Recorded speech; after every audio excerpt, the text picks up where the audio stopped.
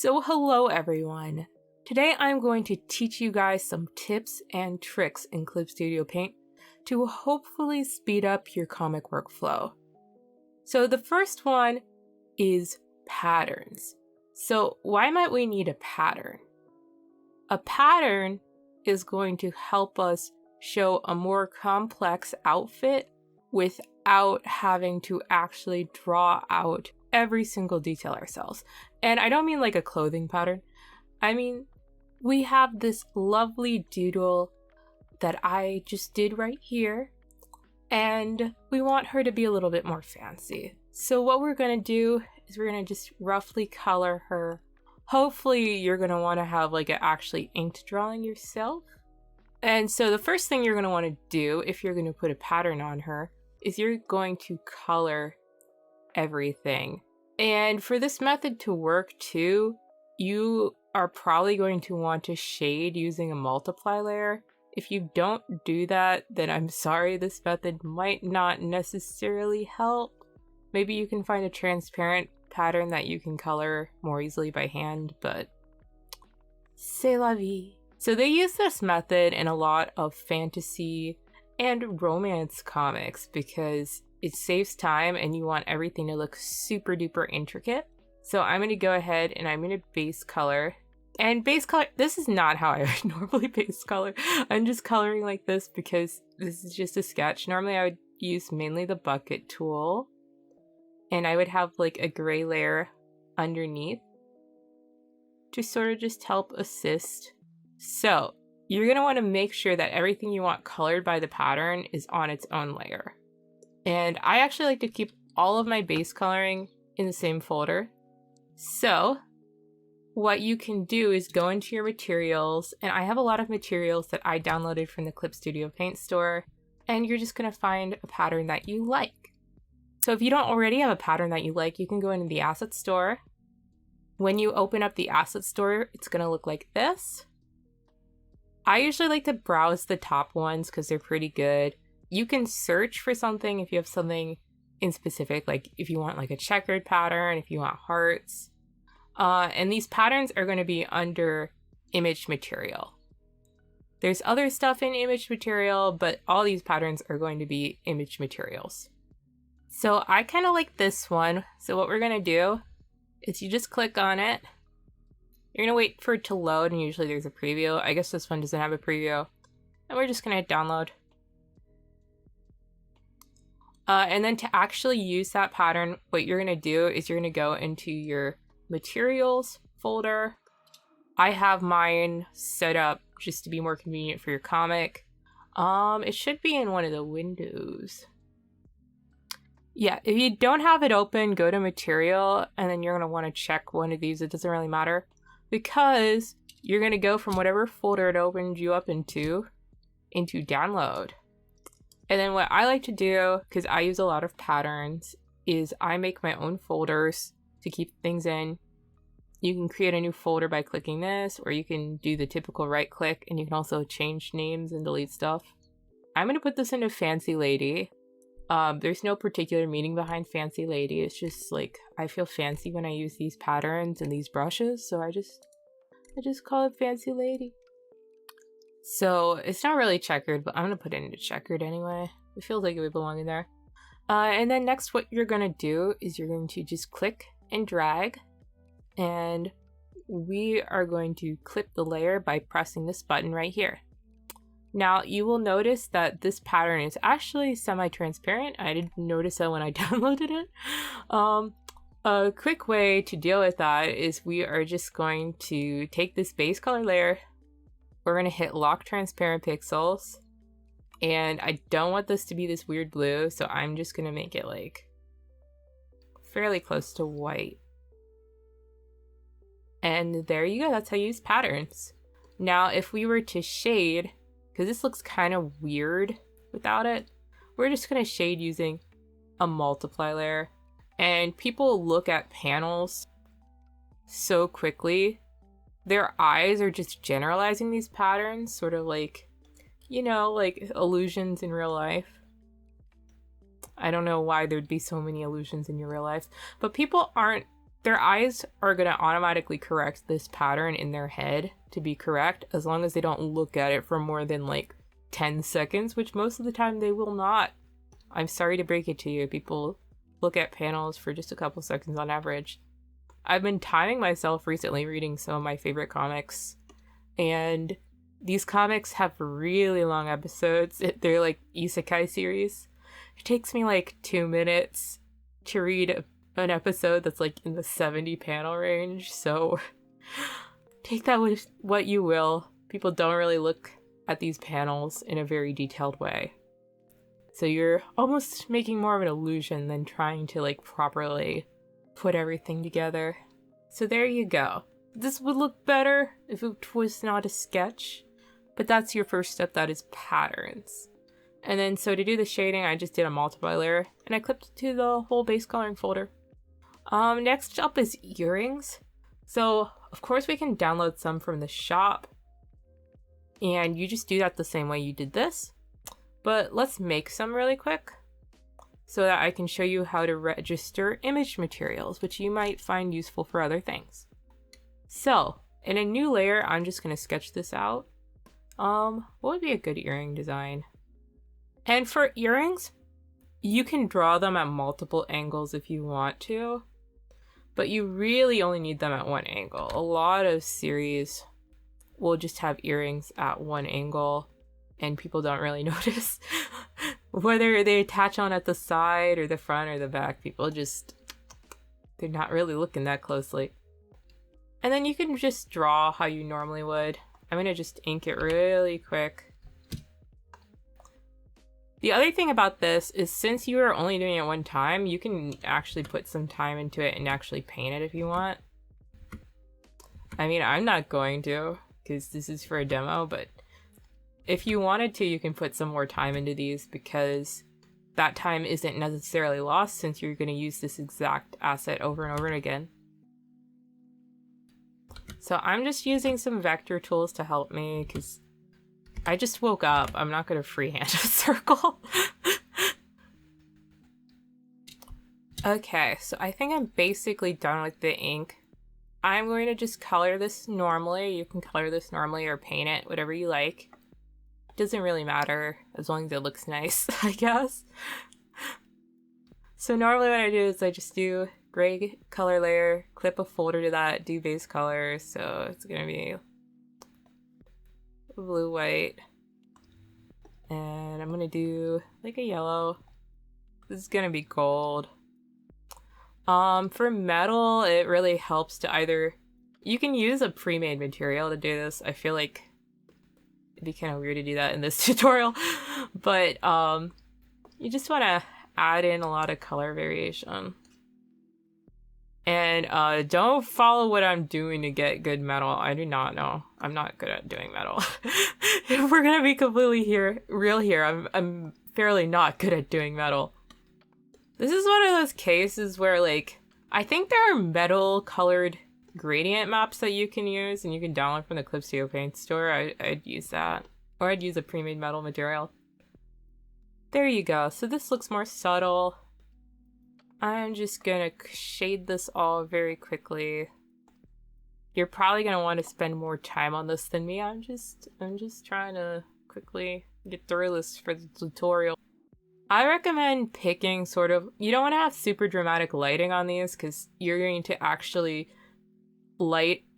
shade over this again once you're done and you actually use the asset, because you want the light source to like match whatever the light source is in the actual scene.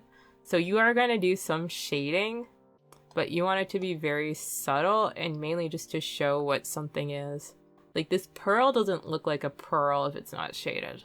And you want things to feel a little ambiguous, just because of what I mentioned earlier. I'm gonna color the line art a little because I think the black is too harsh for this. But I'm just doing a clipping layer over the line art. So there you go. If you're using this over and over again, you're gonna want to spend a little more time on it than I did. I spent literally a couple minutes on this. So now what we're gonna do is we have two options. So you can actually leave all this in a folder, and then when you use it, the folder will remain, but that's kind of inconvenient. if you're not planning on changing things a lot. So what I'm actually going to do is I'm going to duplicate this layer, this folder. I'm going to merge the selected layers. And then with my finger on the control button, I don't know what I was going with that, but I'm going to control click this layer. I don't know the shortcut if you're on iPad. I don't use an iPad. I don't have an iPad. I'm sorry. And then, yeah, so you're going to want all this to be selected. And then you are going to go to register material, image. And you are just going to find a folder to put this into. Hopefully you made the folder in advance. You should go back and do that if you haven't already. Your earring will be waiting for you. You're just gonna find your folder that you want it in. I'm gonna just name this like Pearl Loops. You can add tags if you have a lot of folders, and you might have a lot of folders. If you are working on a comic, you can add some tags. And it will just help when you search things. So there you go. You can ignore this. This is for making your own patterns, which I'm going to go over in a separate video because I've done it a couple times before, but I don't understand it super well. So I'm going to have to study some stuff. And a lot of the good resources are not in English, so they're kind of hard to parse through. This is just to use for a paper texture. I've never done that before, but it might be useful. I haven't used paper textures in years now that I've thought about it. And this is for brush chip. If you're trying to make this into a brush, you're going to check yes. But if you just want it to be an image material that you drag in, you gotta do that. So now I'm going to open up my folders again. I'm going to go into my earring folder and it's going to be there, hopefully. That would be really embarrassing if it wasn't. Yeah, there it is. And then how you use these is you're just going to drag it in there. You're going to make it the correct size. These are some massive earrings. I would not want to wear these. You can use the transform tool a little if you want to just make it like match perspectives, but for earrings, people, they're not paying that much attention. Let me tell you that. Like, literally go through any of the like fantasy series on any of the webcomic sites, on any of the sites that had the scrolling webtoons. So I'm just gonna put the earrings in a folder together, and then I added a mask. So to add a mask, you just hit this button.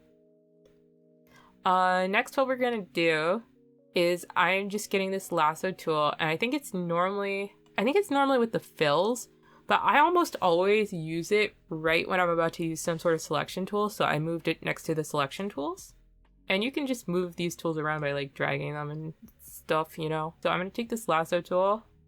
And unfortunately, you're not going to see much of this earring because her hair is blocking it. I should have thought about that when I did the sketch. And you just cut out what you don't need. And there you go. That's how you do earrings. What I'd recommend doing too is you can actually, if you are using a lot of assets like this, I will just make a folder and I'll just put like, I'll just call it parts. I don't remember what I normally call it. And I'll move the base coloring and stuff into that folder. Make sure this is not clipping. That way this multiply layer. Hello. Okay, I ordered my folders really strangely. I don't know what the heck this is. Oh, this is all the earring stuff. Duh. I feel kind of dumb. This is why you want to label your stuff, kids. So I'm actually going to put all this in a folder. I'm going to label it like parts.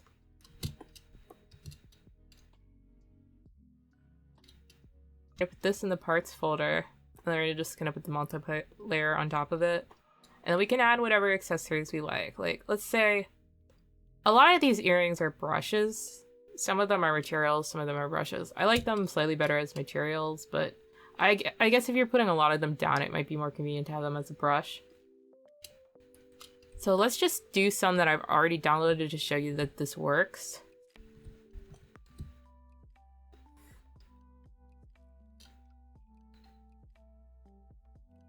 So I'm just going to drag that in. Make sure that your brush is on a color. So I hit the C button to switch between color and clear. If you have your brush set to clear, obviously it's not going to work. It's just going to erase. So we just put these earrings down. I'm going to put the brush size down quite a bit. And I'm going to do this ear first because it's going to be easier to judge. I don't think you're even going to be able to see the earring on the left side. We'll just do that and that. And we'll pretend that her ear is in front of her hair, even though I know I didn't draw like that. We put on the mask. I'm going to hit C with the lasso tool. And I'm just going to cut this out. And all the shading layers should affect the earrings. If you want them to look a little bit more integrated, you can go in and you can add a little bit more shading to them. Make sure that your transparent pixel lock is off. I'm going to go in, I'm going to add some orange glow dodge to the whole thing. It just makes things look sparkly. And there you go. So the earrings are integrated into the piece. People, if you were drawing the earrings, of course the perspective would be slightly off and the lighting would be slightly off, but people don't look at these panels long enough to notice. They do not. They do not. Okay, so next up I'm going to show you a simple brush that we can make. So we're going to make a button brush. It's going to be a similar process to making the earring.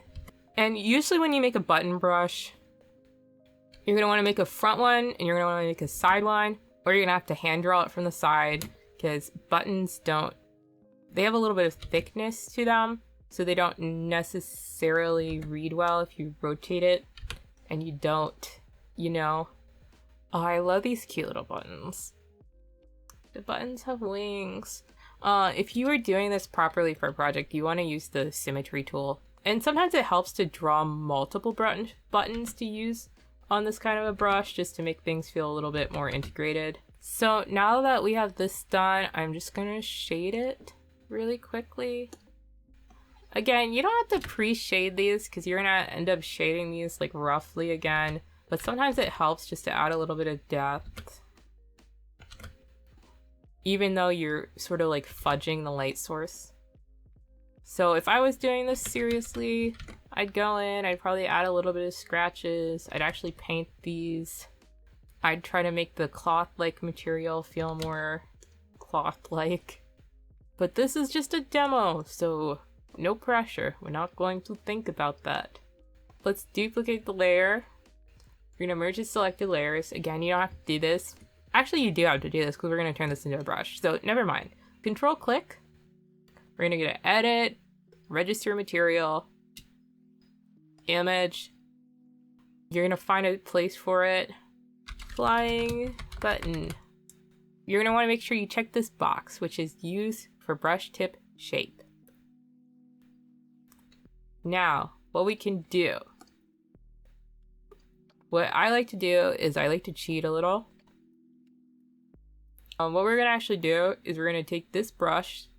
Do I have any default like Clip Studio Paint ones that everyone's going to have? I think everyone has this brush because it does not look like the type of brush that I would normally download.